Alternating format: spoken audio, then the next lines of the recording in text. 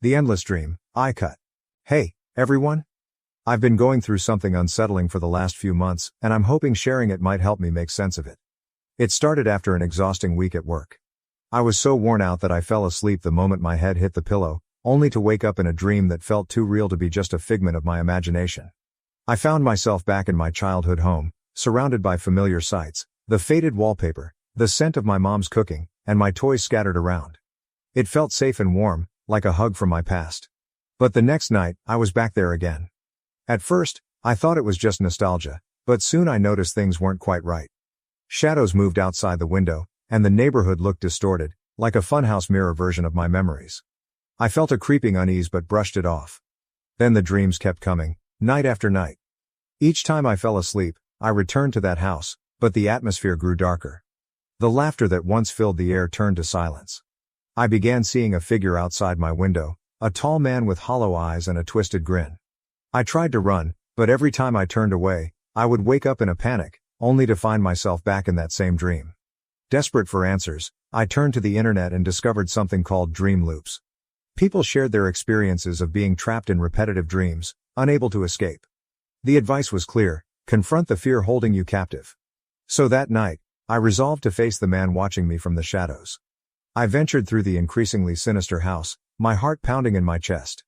Every creak of the floorboards made me jump. Finally, I confronted him. He turned slowly, that same twisted smile plastered on his face. "You can't escape," he whispered, his voice rough and gravelly. "You belong to me now." Panic surged through me as I bolted from the house, racing through the distorted streets of my dream. No matter how far I ran, I always ended up back on the porch, him waiting, eyes dark and hungry. Weeks dragged on, and I fell into a horrifying cycle. I stopped sleeping, terrified of what awaited me in the dream world. My waking life blurred, I became irritable and exhausted. My coworkers commented on my dark circles, but I couldn't bring myself to explain. It felt too insane.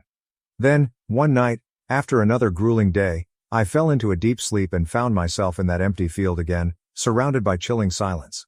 I called out, challenging the darkness, demanding to know what he wanted from me. When he emerged from the shadows, he looked even more monstrous. "You think you can break free?" he taunted. "You're stuck here because you can't let go of the past." At that moment, everything clicked. My own regrets and fears were binding me to this nightmare. With this realization, the ground shook, and the dreamscape began to dissolve. I felt a glimmer of hope, but just as quickly, he lunged at me. I jolted awake in a cold sweat, staring at the clock. Same time. I had escaped. Or so I thought. The next night, the house reappeared, the man waiting, that twisted smile never leaving his face. I finally understood that I wasn't just dreaming. I was trapped in my own subconscious, forced to confront my fears and regrets on an endless loop.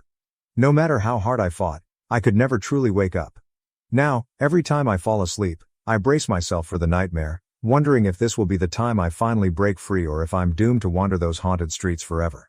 The man with the hollow eyes is always there, waiting, reminding me that the scariest nightmares are often the ones we create ourselves. So, if you ever find yourself dreaming of your past, be careful. You might just meet him too. This hit home for me, making me realize I need to resolve some things I haven't let go. Thanks? No, thank you, really.